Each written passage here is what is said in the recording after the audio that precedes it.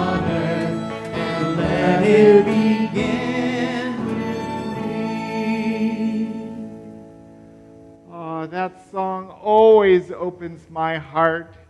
And here, Reverend Maggie and I are so grateful you've joined us for this August 23rd. Boy, August is almost over. And Reverend Maggie and I have been looking at our own lives and seeing that we need to do more self-care. And our talk title today is Extreme Self-Care.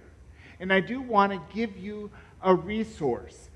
Cheryl Richardson has written a wonderful book called The Art of Extreme Self-Care. This book's used that you could practice something over a month, over the year, to provide yourself with self-care tools.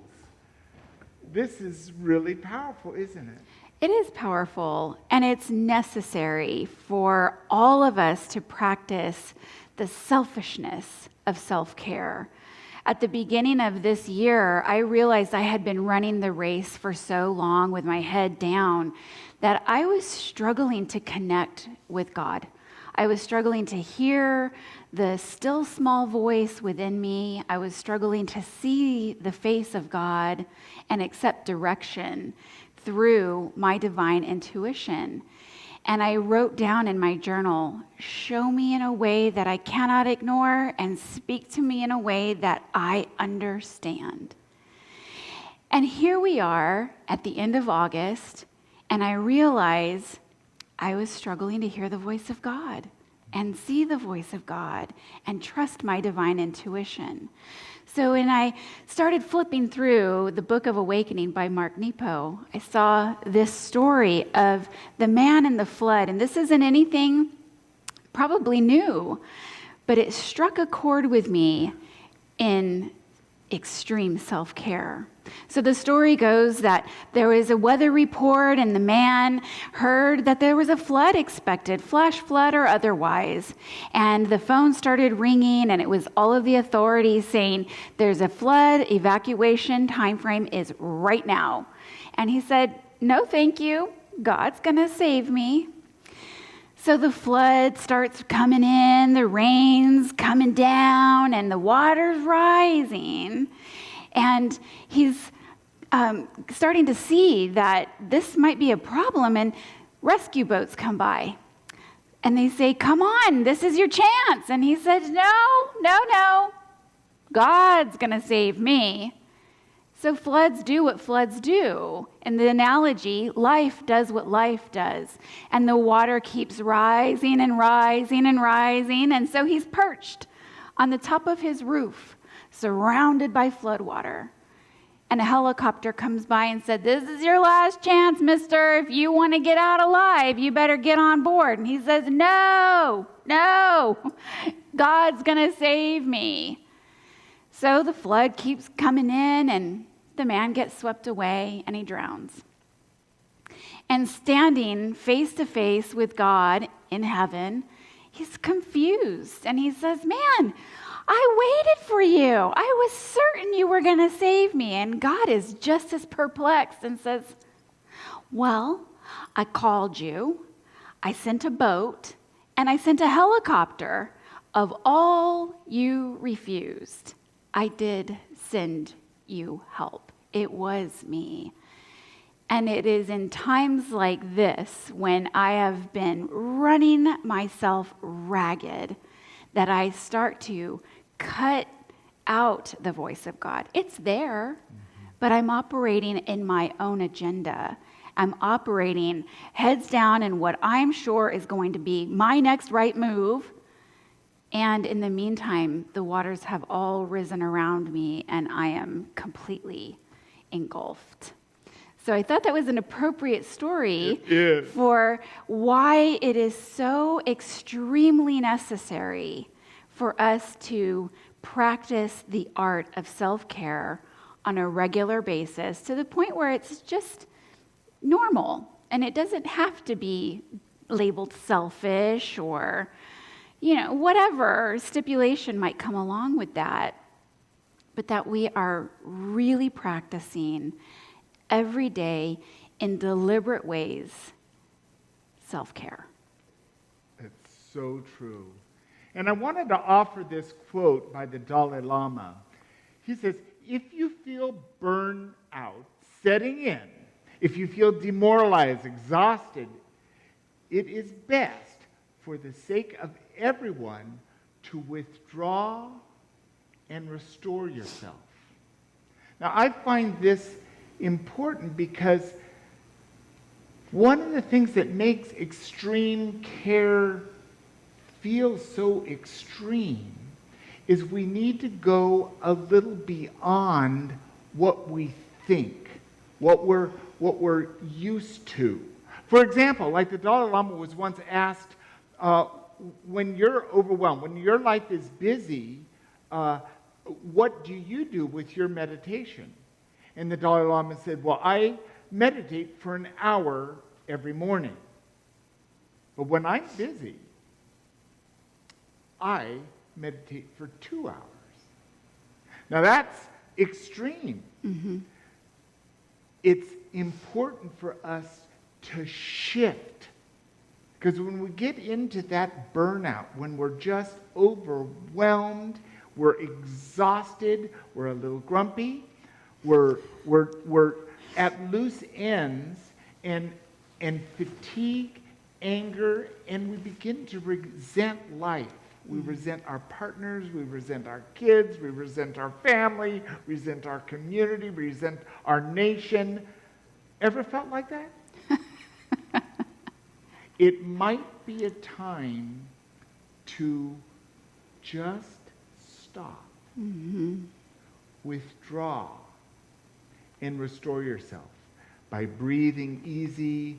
Take a bath, take a walk, spend some time with your animals, or if it works for you to just work in the garden, something that restores you, balances you, and recharges that battery. Mm-hmm. I love this wisdom. And in other words, like, this is wisdom from great Eastern religious teachings. We can find a similar wise religious teaching at the Buc-ee's on a t-shirt. And it goes something like, if mama ain't happy, ain't nobody happy. And that is a true statement in my life. It is for our benefit and the benefit of everyone we serve in 100 different ways, large and small, to take care of ourselves first. I become a punisher when I'm exhausted. I let the store clerks know about how tired I am. I let my kids know how tired I am. I let my mama and my daddy and my animals and anyone else who dares cross my doorstep how exhausted I am. And it isn't like, gee whiz, I really wish I could show up in a kind and centered way for you today, but I'm kind of exhausted. It isn't that at all. It's not a true, heartfelt delivery of my empty cup. It comes off short, snappy, mean, and I start to recognize how that is snowballing, because if we believe what we teach and the actions and the thoughts that we hold in mind produce after their kind, well, guess what? The universe rises right up and goes, great, Maggie, you're in a bad mood, you're being nasty, you're being ugly, let me show you how quickly everything else can go wrong. Because what do we do when we're tired? Like, what else can go wrong? And God always goes, here's one more thing, change your mind, change your thoughts. And it's the reason I have this tattoo, because I can quickly point it at you, but what I need to be doing is going inward. Right here is where my work is to do. And I get lazy. It's the first thing, isn't it? The first thing we do when we get busy, we put ourselves next, and then next, and then. And we're just dragging our tail and completely disconnected from source, from God. God's the constant. It's us that gets too busy to hear and connect with that source for divine guidance. And I love what Annie Lamont says. She says, almost everything will work again if you unplug it for a few minutes, including you. I have a smart TV in my living room, and after I've changed back and forth from a couple of apps, it gets confused. It's like, are we Netflixing? Are we Amazon Prime? What's happening today? And it just stops. It will not connect. I can beat that remote and try and make it work, but what I have to do is get up, crazy notion, and go and unplug the TV. And it just takes 10 seconds, but it resets the connections. It resets the circuit board. And it was a beautiful, in my face, once a week at least, activity in my house to remind me when I'm scrambled and I'm fragmented and I'm doing this and I'm doing that and I need to and I gotta and when I, and then it starts again the process of, claws out. I need to unplug.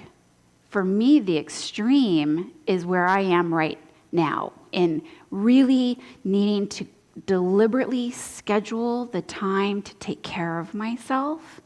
And then when you get to a place where my cup's getting full, the unplugging is necessary to maintain. And the trick is to not give away what I've just accumulated before I have a chance to benefit from that energy myself. It's so true. And I love Anne Lamont's wisdom here. She has this great gift of being able to speak truth and add a little humor. And she's a dear friend. And it reminds me of a simple prayer that I heard a 12-step speaker once share. And it's that we could be going along in our life, and at any point, we can just say, enough. Mm-hmm. That might be 5 minutes after we got out of bed. It might be when we're just plain too tired and we haven't eaten lunch yet and we can't take another thing. We can just call time out. Enough, God. And as long as you need to stop, take care of yourself, eat, take a nap, breathe. Then the next prayer is whatever. And then we're just saying, God, I'm ready. Whatever's next. So enough and whatever. Two simple prayers that can lead you through, and you can stop. You can unplug whenever by just saying enough. And you can do that 10 times a day. And whenever you're ready, you decide when you're going to say, okay, God, whatever. And this way, we can have a conscious participation of we're ready, willing, and able to do what is ours to do. And at any point, we can say, enough is enough. Mm-hmm. I love that. I really do. You've shared that with me before, and thank you for the reminder, because it might be ours to do to get in the lifeboat. It's so true. And the wonderful Maya Angelou says, as you grow older, you will discover that you have two hands. One for helping yourself, and the other for helping others. I love this wisdom, because when it really comes down to our self-care is we need to be self-centered to take care of ourselves. Mm-hmm. And if that's a little self-indulgent, then that's what we need to do, but we need to consciously choose to take care of ourselves, to withdraw, to say enough. And then when we're active, the best way we have to move through the chaos in our lives is to be of service to others. Mm-hmm. And so our other hand is ready to help out, to write a letter, to type a response, to make a call, whatever it takes for us to be of service to others, to listen, to open our hearts, to listen, and then respond. There's much that we can do, even in this crazy time of COVID, of everything that's going on in our community and our culture and our nation. And there are things that we can do right in our own home.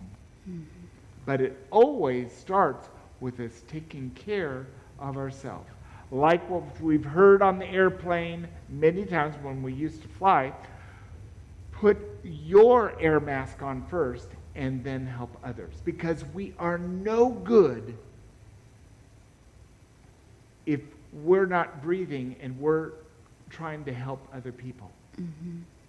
We first must be fully in our right mind and place, and then from our overflow, we can give. I learned years ago, Reverend Maggie, that I would give. I'm a giver. I just give. And what I found is I was giving my blood. Well, what happens if you give blood all the time? Well, my primary care physician would say, you're going to get a little anemic. And I agree. So when I'm strong and grounded in myself, I've got plenty of love to share because I'm not all shrouded and cut down by my fear, by my doubt, by my lack. Mm-hmm. Because I'm taking care of myself. And that's why it's so extreme. Mm-hmm. Don't you agree, Maggie?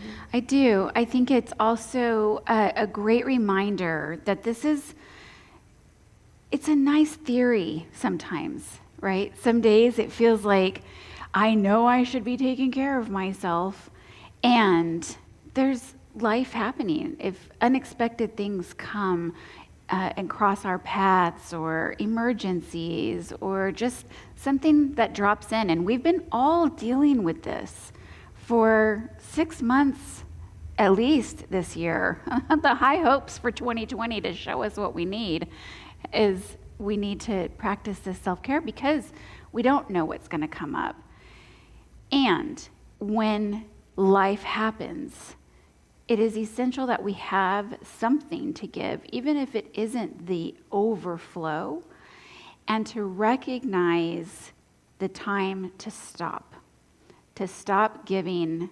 As you said, I really like that, of giving your own blood. Like if you're out of, your cup is empty and you've eaten through the bottom of the chalice and now we're into blood, we're in trouble. We are in trouble. And it is necessary to bring ourselves back and do for us what no one else can do. They cannot do it, should not have to do it, and here it is. They will not do it because this is a matter between you and you and you, and where you are, God is. So I take this extremely seriously, knowing that I was giving from a place that I didn't have any business. I mean, my bank account was overdrawn, for sure. And I recognize, as also a giver, Enneagram 2, is that when I'm dead empty, is that I'm giving from a place where I expect something back. And that doesn't feel good. That doesn't feel good at all. Because when you don't get something back, then you get a chip on your shoulder and kind of not feeling real great about the fact that I'm always giving. And the only person that can stop that is me. And be ready for the blowback. My family especially, they love that I'm a giver. But I have to be ready for the blowback and remember the wisdom of Bucky's, that if mama ain't happy, ain't nobody happy. And we are a much more peaceful and harmonious household when I'm taking the time to take care of myself first. And then I have more than enough desire and more than enough love to offer innovative solutions that show up as love in my home, with my kids, with my colleagues, and in my community. It's a much better place to live from. Charles Fillmore, Unity co-founder, shares this with us. The more enlightened man becomes, the greater is his desire for perfect health. This is logical, for to be healthy is natural. It is a state of being sound or whole in mind, body, and soul. When we were working out our Sunday talk for today, this is when the peace song came to me. Mm-hmm. It took on an entirely different meaning for me when I sat in meditation with this quote, with this wisdom from Charles Fillmore. I am so quick to give away my peace. I am so quick to give away the shirt off my back. And where that leaves me is tired, cranky, cold, alone, hungry. And if I want to regain that, then it starts with me. And once we get that lesson, once that truth, that knowing is solidified within our beingness, then I would say that we are on the road to enlightenment as far as self-care is concerned. There are many roads to enlightenment. But to stay in perfect harmony and in the flow with God, with the universe, contributes to my perfect health, contributes to my mental well-being. It allows me the fortitude to maintain dominion over my thoughts that create my reality that I am experiencing in the world. And I don't want to give that away. And we can choose.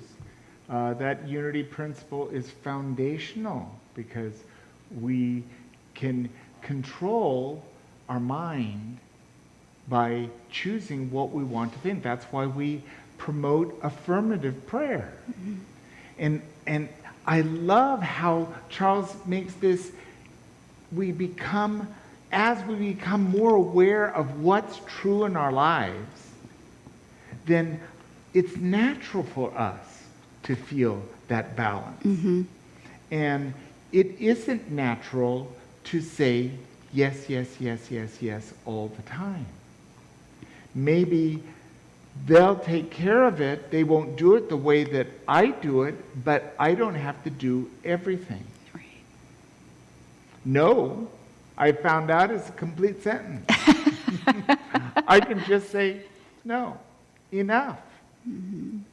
And when we can, and one thing for absolute sure, this process of extreme self-care is not one that you're just going to solve, be over it, done, and everything's glorious. Mm-hmm. It's a process. It's a part of our learning. And when we get into that state where we're in panic, where we're overwhelmed, where we're not sleeping well, or whatever, we have the tools to know what we need to do for ourselves, to come home to ourselves. We all know what way we like to take care. I'm not a bath person, but I know people who get that from taking a bath. I know people who love to just get out in nature. I know some people like to close the door, get into the little cave, light a candle, and block out the rest of the world. Mm-hmm. You know what feeds you and restores you. And let your sensitivity to yourself guides you. Because we know what brings us to health and wholeness.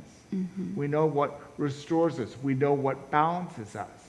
And then we're more aware of the trigger points of where we let go of our power and get lost in the stuff out there. Extreme self-care is not extreme because it's out on a limb. It's extreme because at those moments when life is in chaos and we're not feeling quite in balance, it takes an extreme new thought